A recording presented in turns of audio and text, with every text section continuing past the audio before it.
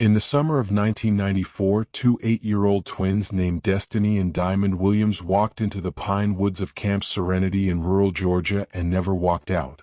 What happened next would fracture a family, divide a community, and 30 years later, a discovery beneath a rotting bunk bed would prove that sometimes the most devastating truths are the ones no one ever thought to look for. This was their story. And after 3 decades of silence, it was finally time to speak their names.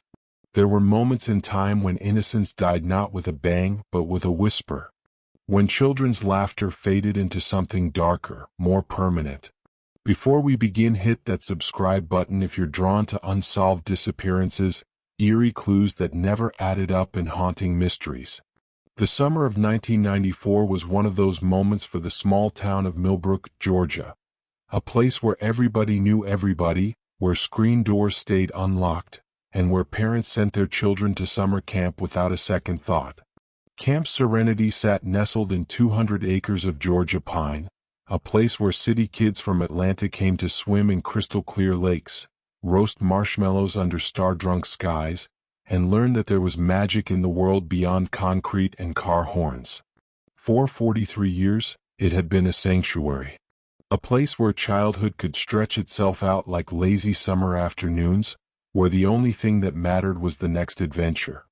Destiny and Diamond Williams were inseparable, mirror images of each other in every way except the small birthmark shaped like a crescent moon that kissed Destiny's left cheek. Their mother, Celeste Williams, a single mother working double shifts at Grady Hospital in Atlanta, had saved for months to send her daughters to camp. She wanted them to have what she never had, a summer filled with wonder instead of worry. What Celeste couldn't have known, what none of them could have known, was that the summer of 1994 would be the last time she would tuck her daughters into bed, the last time she would hear their synchronized giggles echo through their small apartment, the last time she would be whole. The girls arrived at Camp Serenity on June 15, 1994, clutching identical stuffed rabbits and wearing those yellow sundresses that would later become seared into the collective memory of a grieving community. They were assigned to Cabin 7, a rustic structure that housed 8 girls between the ages of 7 and 9, overseen by their counselor, 19-year-old Jasmine Porter. Those girls were like sunshine personified. Destiny was the leader, always planning the next adventure, always looking out for her sister. Diamond was quieter, more thoughtful, but when she smiled, it was like the whole world made sense again. Jasmine Porter was a sophomore at Spelman College, studying education, dreaming of becoming a teacher. She had worked at Camp Serenity for 2 summers, beloved by campers and respected by parents. She was responsible, caring, and completely unprepared for what was about to unfold. For the first 2 weeks of camp, everything was perfect. The twins thrived in the structured chaos of summer activities, swimming lessons at dawn, arts and crafts in the afternoon, ghost stories around the campfire at night. They made friends easily, their laughter becoming the soundtrack to other children's memories. But perfection, as everyone knows, is a fragile thing. And in the summer of 1994, something dark was stirring in the Georgia pines, something that would shatter the illusion of safety that had protected Camp Serenity for over 4 decades. On the night of June 29, 1994, a summer storm rolled through Millbrook County. Thunder shook the ancient cabin walls, and lightning illuminated the faces of frightened children. It was the kind of storm that made one grateful for solid roofs and warm blankets, the kind that reminded them just how small they really were in the face of nature's power. Jasmine remembered that storm like it was yesterday. The girls were scared, huddled together in their bunks. Destiny and Diamond were in the corner bunk. They'd somehow convinced another camper to switch with them so they could be together. Jasmine spent most of the night going from bunk to bunk, reassuring them, telling them stories to keep their minds off the thunder. What Jasmine didn't know, what none of them knew, was that someone else was awake that night, someone who had been watching, waiting, planning. Someone who understood that storms provide the perfect cover for things that should never see the light of day. The next morning, June 30, 1994, dawned clear and bright. The storm had passed, leaving behind the clean scent of pine and the promise of another beautiful day. Jasmine woke at her usual time, 6:30 a.m., and began the familiar routine of rousing her young charges for breakfast. She would never forget walking to their bunk that morning. The covers were pulled up neat and tidy, and for a moment she thought they were just sleeping in. But when she pulled back the blanket, there was nothing there but pillows arranged to look like sleeping bodies. The twins were gone. Their beds were empty, their clothes still folded neatly in their shared footlocker, their stuffed rabbits abandoned on the floor. It was as if they had simply vanished. What happened next was a cascade of panic that would engulf the entire camp. Jasmine's scream pierced the morning air. Within minutes, every counselor, every staff member, every camper was awake and searching. The camp director, Robert Fleming, immediately called the police while his staff combed every inch of the 200-acre property. By noon, the search had expanded beyond the camp boundaries. Millbrook County Sheriff's Department called in the Georgia Bureau of Investigation. The FBI established a command center in the camp's main lodge.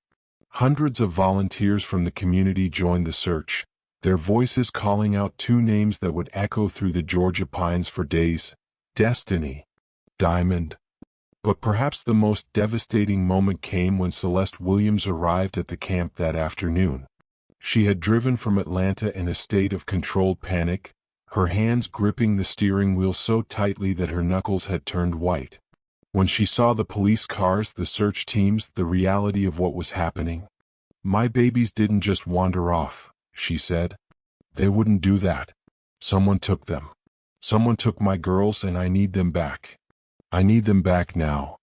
As the sun set on that first day of searching, as the Georgia pines cast long shadows across the campgrounds, as the voices calling their names grew hoarse and desperate, one thing became terrifyingly clear. Destiny and Diamond Williams had not simply wandered off. They had been taken. But taken by whom? And why? The answer to those questions would prove to be far more complex, and far more devastating, than anyone could have imagined. Because sometimes, the most dangerous predators are the ones who hide in plain sight, the ones who smile and wave and earn trust before they destroy everything that matters.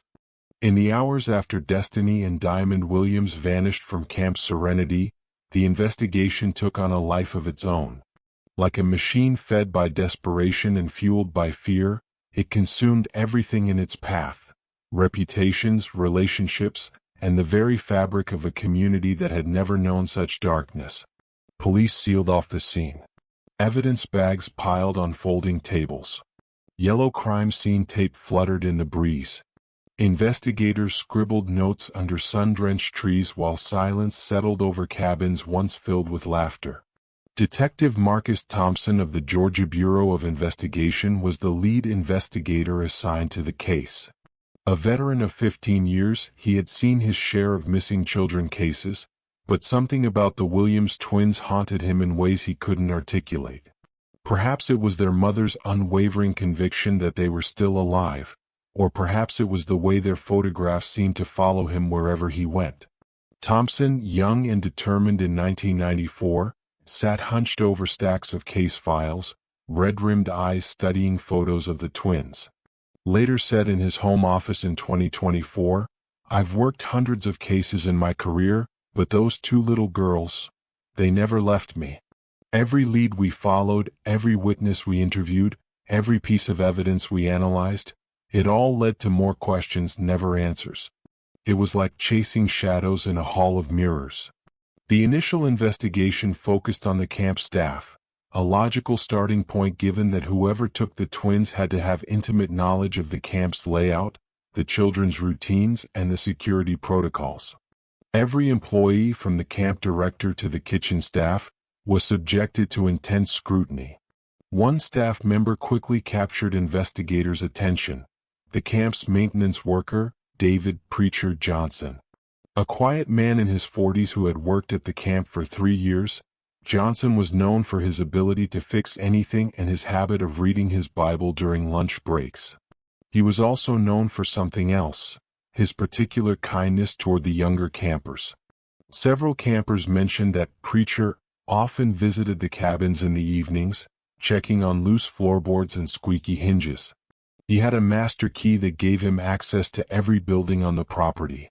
And on the night the twins disappeared, he claimed to have been in his workshop, alone, with no witnesses to verify his alibi. Thompson leaned forward during his 2024 interview and explained, "We brought Johnson in for questioning 3 times. Each time his story was exactly the same, word for word, detail for detail. In my experience, when someone's story doesn't change even slightly, it usually means one of 2 things. Either they're telling the absolute truth, or they've rehearsed their lies so many times it's become their reality." The interrogation of David Johnson revealed a man carrying deep emotional wounds. He had lost his own daughter in a car accident 2 years earlier, and his ex-wife had blamed him for the tragedy. Camp Serenity had become his refuge, a place where he could be around children's laughter without the painful memories that haunted his home. His personnel file included a photograph of his deceased daughter, a soft-eyed child in a church dress, smiling from another time. Grief, as investigators knew, could transform people in unpredictable ways. It could make them more protective of children, or it could make them dangerous. The question investigators faced was simple. Which type of man was David Johnson? The polygraph results were inconclusive, not because Johnson was lying, but because his emotional state was so fragile that the machine couldn't distinguish between the stress of being questioned about a crime and the stress of reliving his daughter's death. It was a psychological maze with no clear exit. While Johnson remained under suspicion, investigators began to uncover other disturbing details about life at Camp Serenity. Former campers, now adults, came forward with stories that painted a different picture of the supposedly idyllic summer retreat. One former camper, whose identity was protected in a 2024 interview, said, "There were always rumors about certain counselors, certain staff members who paid too much attention to some of the kids. Nothing you could prove, nothing you could point to and say, this is wrong, but there was always this feeling that something wasn't right." These revelations led investigators to examine the camp's hiring practices, its background check procedures, and its policies regarding staff interaction with campers. What they found was troubling. Camp Serenity operated more like a family business than a professional organization, with informal hiring practices and minimal oversight. Camp personnel files revealed missing background check documentation, incomplete references, and hastily scribbled job offers. The camp director, Robert Fleming, was a third-generation owner who had inherited the property from his father. He had grown up on the grounds and had spent his entire life surrounded by the rhythms of summer camp. To him, the camp was more than a business. It was a sacred trust, a place where children could be safe and happy. In archival footage from 1994, Fleming insisted, "This camp has been in my family for 3 generations. We've never had a single serious incident, never had a reason to question our staff or our procedures. These children were as safe here as they would have been in their own homes." But as investigators would soon discover, Robert Fleming's definition of safe was based on a foundation of willful ignorance and dangerous assumptions. While he was protecting his family's legacy, someone else was using that legacy as cover for something far more sinister. Fleming's office was decorated with decades of smiling camper photos, a visual tapestry of innocence. But beneath the surface, another story was waiting to be told. The search for Destiny and Diamond Williams had entered its 2nd week when investigators made a discovery that would change the entire trajectory of the case. Hidden in the camp's administrative files, they found a series of incident reports that had never been filed with the proper authorities. Reports of campers experiencing nightmares, of unexplained injuries, of children who had returned from camp different, withdrawn, afraid. Dusty file cabinets yielded documents marked, "Internal use only." Some were stained with age, some tucked behind others deliberately. These reports, dating back over 5 years, painted a picture of systematic neglect and possible abuse. But more disturbing than the reports themselves was the fact that they had been deliberately concealed, hidden away like dirty secrets in a locked filing cabinet. Thompson's fury was visible even decades later. "When we found those files, it was like discovering a whole different camp underneath the one everyone thought they knew," he said. Parents had been sending their children to what they believed was a safe haven, but the reality was far more complex and far more dangerous. As news of the hidden files leaked to the media, the community of Millbrook began to fracture. Parents who had sent their children to Camp Serenity for years began to question everything they thought they knew. Trust, once given freely, became a luxury they could no longer afford. Newspaper headlines screamed betrayal. Town meetings turned into shouting matches. Protesters gathered at the edge of the property, demanding accountability. But nowhere was the weight of this revelation felt more heavily than in the heart of Celeste Williams.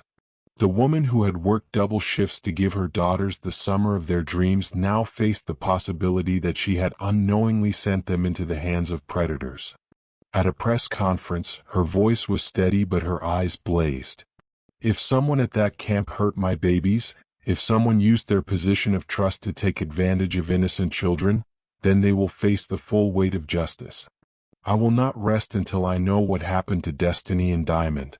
3 weeks into the investigation, as the media circus grew louder and the community's faith in Camp Serenity crumbled, investigators received a tip that would blow the case wide open.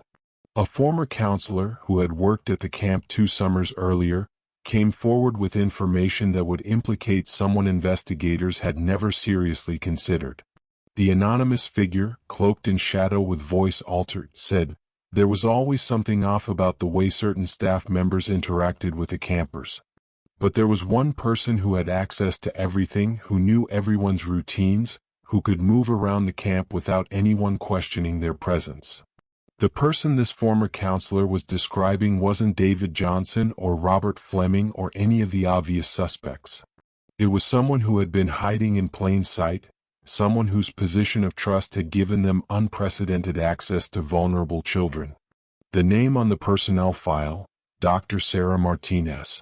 She was the camp's medical director and the only person on staff with keys to every building, access to every camper's medical records, and the ability to administer sedatives without question.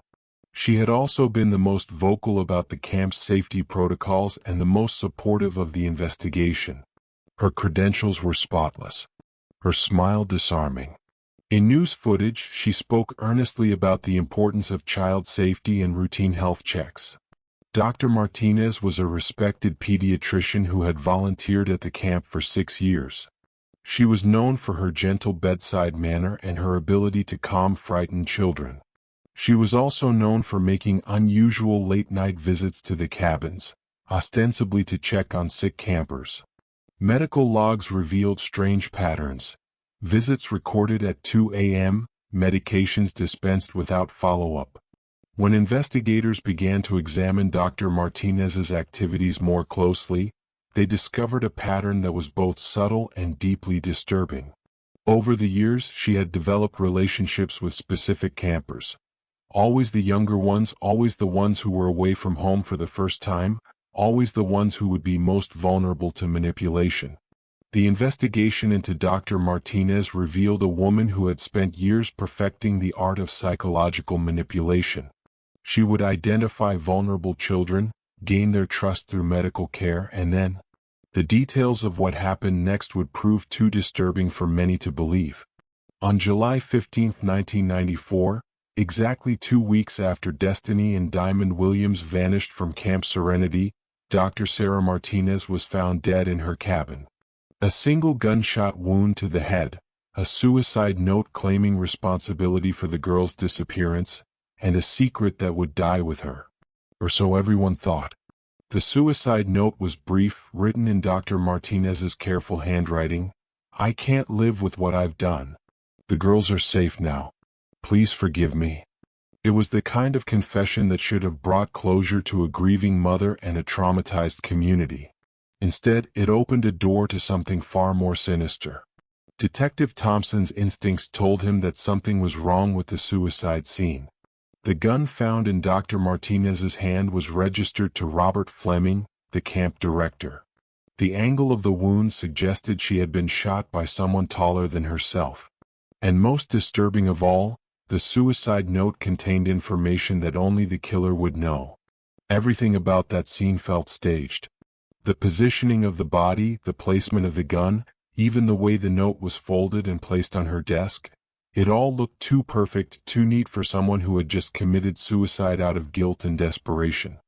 But what investigators discovered in Dr. Martinez's personal effects would prove even more disturbing than the circumstances of her death. Hidden in a locked drawer in her home office, they found detailed records of dozens of children who had attended Camp Serenity over the years. Medical records, photographs, and notes that suggested a level of obsession that went far beyond professional interest. Among these files were extensive records on Destiny and Diamond Williams. Dr. Martinez had been tracking the twins' development since they arrived at camp, noting their personalities, their fears, their vulnerabilities. She had been studying them like specimens, preparing for something that would never come to pass. But the most chilling discovery came when investigators found evidence that Dr. Martinez had not been working alone. Hidden in her files were references to other people, other camps, other children who had gone missing over the years. It was the outline of a network that stretched far beyond the pine forests of Georgia. The network, which investigators would later call the Sanctuary, was a sophisticated operation that used summer camps, youth organizations, and children's medical facilities to identify and exploit vulnerable children. Dr. Martinez had been a scout, identifying potential victims and preparing detailed profiles for others in the network. The FBI's investigation into the Sanctuary revealed a criminal enterprise that had been operating for over a decade. They used legitimate organizations as cover, employed respected professionals as recruiters, and had developed methods of psychological manipulation that were both sophisticated and devastating. But while the FBI was dismantling the Sanctuary, the question that haunted everyone remained unanswered. What had happened to Destiny and Diamond Williams? Dr. Martinez's suicide note claimed they were safe now, but safe where? And why had no one found them? Celeste Williams refused to give up hope. Even as investigators suggested that her daughters might be dead, even as the media attention faded and the community moved on, she continued to believe that Destiny and Diamond were alive somewhere, waiting to be found. A mother knows when her children are gone. I mean really gone. And I never felt that. I never felt that final, terrible silence that comes when someone you love leaves this world. They were out there somewhere and I was going to find them, she said in 2024. Celeste's determination led her to conduct her own investigation, following leads that the police had abandoned, interviewing people who had been overlooked, and slowly piecing together a different version of events. What she discovered would challenge everything investigators thought they knew about the case. Through her independent investigation, Celeste discovered that several members of the Sanctuary had been operating in the Atlanta area for years. They had been using legitimate child welfare organizations as cover, identifying vulnerable children and families, and then exploiting them for their own purposes. But the most devastating discovery came when Celeste learned that someone had been watching her family for months before the twins disappeared. Her own social worker, a woman named Patricia Coleman who had helped her apply for financial aid for summer camp, had been feeding information to the Sanctuary. Patricia Coleman had identified Celeste as the perfect target. A single mother working long hours, no extended family support, twins who were young and vulnerable. She had manipulated the system to ensure that Destiny and Diamond would be sent to Camp Serenity, where Dr. Martinez was waiting. When Patricia Coleman was arrested in 1997, 3 years after the twins disappeared, she finally revealed the truth about what had happened to Destiny and Diamond Williams. But her confession would prove to be both a blessing and a curse for Celeste Williams. In a flat, emotionless voice during her archival confession, Coleman said, "The girls were never supposed to be hurt. They were supposed to be taken to a facility in North Carolina where they would be cared for. But Dr. Martinez got scared when the investigation started. She said they had to disappear the girls permanently. According to Coleman's confession, Dr. Martinez had sedated the twins on the night of the storm and passed them to other members of the sanctuary. But when the investigation intensified, when it became clear that too many people were asking too many questions, the decision was made to eliminate the evidence. The reenactment showed the twins being taken from their cabin, unconscious, carried into the stormy night by shadowy figures. Coleman claimed that Destiny and Diamond had been killed within 48 hours of their disappearance, their bodies disposed of in a way that would ensure they would never be found. It was the kind of confession that should have brought closure, but instead, it only deepened the mystery. Celeste collapsed in grief as supporters tried to console her. But even in her pain, something about the story didn't sit right. Because Detective Thompson, even after all these years, still had doubts about Coleman's confession. The details were too convenient, too neat. And there were inconsistencies that troubled him. Times that didn't match up, locations that couldn't be verified, and most importantly, no physical evidence to support her claims. Patricia Coleman told us what we wanted to hear, Thompson said in 2024. But I never believed she was telling us the whole truth. There were too many holes in her story, too many convenient explanations. It felt like she was protecting someone or maybe protecting herself from something even worse. Thompson's instincts would prove correct. In 2003, 9 years after the twins disappeared, new evidence would emerge that would shatter everything Patricia Coleman had confessed and reveal a truth so shocking that it would haunt the survivors for the rest of their lives. But that evidence would remain buried for another 21 years, hidden beneath the rotting floorboards of Cabin 7, waiting for someone brave enough to dig up the past and confront the demons that had been sleeping in the Georgia pines. Because sometimes the most devastating truths are the ones people aren't ready to hear. And sometimes the only way to find peace is to first walk through hell. On March 15, 2024, exactly 30 years after Destiny and Diamond Williams vanished from Camp Serenity, demolition crews arrived to tear down the abandoned camp. The property had been sold to developers who planned to build luxury condominiums where children once roasted marshmallows and told ghost stories. It was supposed to be a routine job, the final chapter in a story that had haunted Georgia for 3 decades. Modern demolition equipment grown to life. Workers in hard hats began stripping away the decaying skin of the past. The camp sign, weathered and cracked, was the first to go. But when construction worker James Mitchell began tearing up the floorboards in Cabin 7, his sledgehammer struck something that shouldn't have been there. Something that had been carefully hidden beneath the foundation, wrapped in plastic and buried in the red Georgia clay. I've been in construction for 20 years and I've never found anything like that, Mitchell later said, still visibly shaken. At first I thought it might be some kind of time capsule, you know? Kids do that sometimes. But when I unwrapped it, I knew I was holding something that was never meant to be found. What James Mitchell had discovered was a scrapbook, carefully preserved and meticulously maintained. But this wasn't a collection of happy camp memories. This was a record of something far more sinister, a detailed documentation of the sanctuary's operations at Camp Serenity, including photographs, names, and locations that would finally reveal the truth about what happened to Destiny and Diamond Williams. The leather cover was worn and aged, its edges softened by time. Inside, the pages brimmed with pain. The scrapbook belonged to Dr. Sarah Martinez, but it had been hidden by someone else. Someone who had access to Cabin 7 after the twins disappeared, someone who knew that the truth needed to be preserved even if it couldn't be revealed. Handwriting analysis revealed that many of the notes weren't written by Martinez at all. They matched the handwriting of Jasmine Porter, the twins' counselor.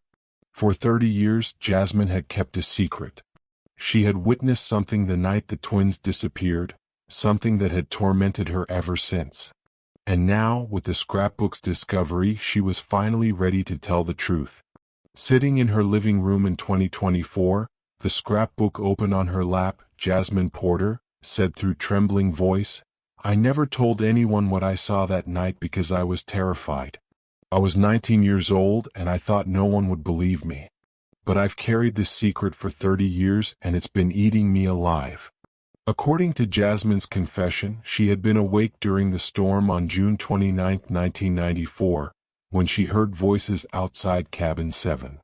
When she looked out the window, she saw Dr. Martinez and two other figures near the cabin. One of them was Robert Fleming, the camp director. The other was someone she recognized but couldn't quite place in the darkness. What Jasmine witnessed next would haunt her for the rest of her life. She saw Dr. Martinez enter the cabin and approach the twins' bunk. The girls had been receiving fluids for minor dehydration, and Martinez injected something into their 4 bags. Moments later, the twins were carried out of the cabin, unconscious but alive. I wanted to scream, I wanted to run after them, but I was frozen, Jasmine said, breaking down. I was just a teenager and these were adults in positions of authority. I convinced myself that maybe the girls were just being taken to the medical facility, that there was a logical explanation. But Jasmine's intuition told her something was terribly wrong. The next morning, when she discovered the twins were missing, she knew that what she had witnessed was connected to their disappearance. She also knew that speaking up could put her own life in danger. She had withheld the worst of what she knew. The scrapbook revealed that Jasmine had been conducting her own investigation for years, documenting everything she could remember about that night and about the sanctuary's operations at Camp Serenity. She had been gathering evidence, waiting for the right moment to come forward. Pages from the scrapbook included timelines, photographs, and typed and handwritten witness notes. In the margins, Jasmine had detailed names, cabin rosters, and maps. She had sketched out the pattern and the method. But the most shocking revelation in the scrapbook wasn't about what happened to the twins that night. It was about what happened to them afterward.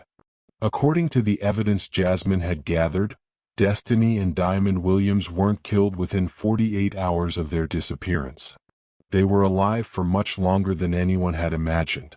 The scrapbook contained records, medical files, transport documents, surveillance photographs, that confirmed the twins had been taken to a private facility in North Carolina, just as Patricia Coleman had claimed.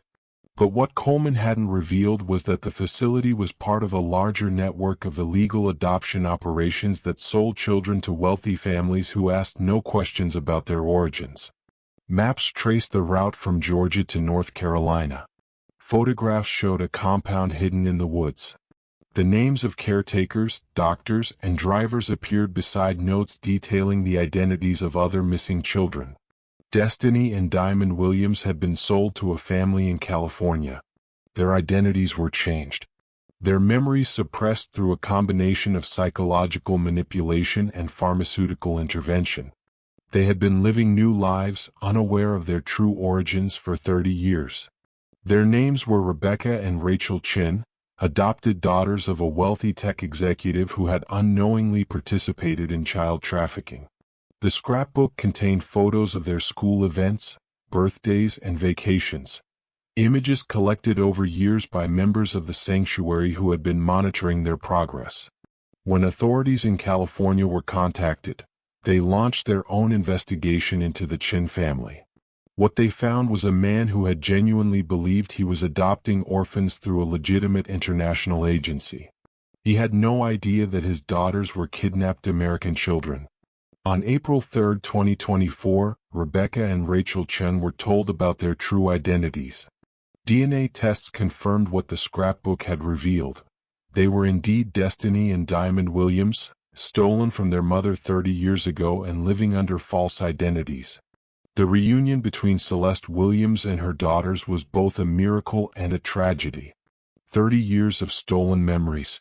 30 years of lost time. A mother who had never stopped believing. Daughters who had no recollection of who they once were. They were strangers to me and I was a stranger to them, Celeste said through tears. But when I looked into their eyes, I could still see my little girls. They were still there, buried beneath 30 years of lies and false memories. The process of helping Destiny and Diamond reclaim their true identities became complicated by the fact that they had no memory of their life before the kidnapping. The psychological trauma of learning that their entire existence had been built on a lie required extensive therapy and support. Therapists guided them through memory exercises. Counselors helped them explore their dual identities. Family counseling sessions grew longer, more emotional, and, eventually, more hopeful. The discovery of the scrapbook led to a massive federal investigation that exposed the full scope of the sanctuary's operations. Dozens of arrests were made, including several high-profile individuals who had been purchasing children through the network. But many questions remained unanswered. Robert Fleming had died in 2010, taking his secrets with him. Dr. Martinez's true role in the organization died with her in 1994. And there were still dozens of children who disappeared through the sanctuary's network who had never been found. Missing person posters from the 1980s and 1990s resurfaced. Families, many of whom had stopped searching long ago, were suddenly filled with painful hope. The FBI estimated that the sanctuary was responsible for the trafficking of over 200 children between 1985 and 2005. Most of these children, like Destiny and Diamond, were sold to families who believed they were participating in legitimate adoptions. The investigation remained ongoing, and authorities believed there were still dozens of victims living under false identities. Jasmine Porter's decision to preserve the evidence in the scrapbook finally brought some measure of justice to the case. But the price of that justice was 30 years of stolen lives, broken families, and trauma that would take generations to heal. Jasmine visited the twins often. At first they were cautious, unsure how to feel about her. But gradually, they came to see her as the one person who had fought silently for their truth. Destiny and Diamond Williams were slowly rebuilding their relationship with their mother and coming to terms with their true identities. They had chosen to reclaim their original names while honoring the lives they lived as Rebecca and Rachel Chen. It was a delicate balance between past and present, between truth and the only reality they had ever known. Together, they walked the halls of the Atlanta apartment where they once played. They looked through childhood photos. They tried to remember. The case of the Williams twins raised profound questions about identity, memory, and the nature of family. Could love transcend 30 years of separation? Could a family be rebuilt from the ashes of betrayal and loss? These were questions Celeste, Destiny, and Diamond were answering one day at a time. But even as this family began to heal, mysteries remained. The scrapbook contained references to other operations, other camps, other children who might still be living under false identities. And in the margins of several pages, there were notes in handwriting that didn't match either Dr. Martinez or Jasmine Porter. Notes that suggested someone else had been involved, someone who might still be out there. The demolition of Camp Serenity was halted while investigators searched for additional evidence. Every cabin, every building, every inch of the property was examined for clues about other victims, other crimes, other secrets that might still be buried in the Georgia pines. Because sometimes finding the truth is just the beginning. Sometimes solving one mystery only reveals how many more are waiting. And sometimes the most dangerous secrets are the ones still being kept. Near the edge of the property, another buried container was found. The investigation continued. The story of Destiny and Diamond Williams was far from over. Their reunion with their mother was just the first chapter in a longer story, about justice, healing, and the power of truth to survive even the darkest attempts to bury it. But as investigators continued to dig through the ruins of Camp Serenity, one thing had become clear. The twins were not the only victims of the sanctuary. Somewhere out there, other families were still waiting for their own miraculous reunions. Other children were living under false names. Other secrets were waiting to be revealed. The scrapbook found beneath Cabin 7 answered one question, but unearthed 1,000 more. It gave Destiny and Diamond Williams their names back. It gave a grieving mother the embrace she waited 30 years to feel.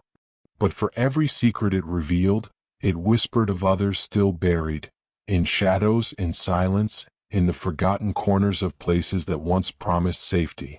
Because justice, when it finally comes, is never clean. Healing isn't swift. And truth, real truth, doesn't always give peace. Sometimes, it gives the burden of knowing. Yet even in that weight there is something else. Light. The kind that flickers through broken branches. The kind that finds its way under locked doors. The kind that refuses to go out. Destiny and Diamond were never just two little girls who vanished from a summer camp. They were the beginning of a reckoning. A call to those still searching. A reminder that even in the deepest dark, someone is still listening, still digging, still refusing to let the past stay buried.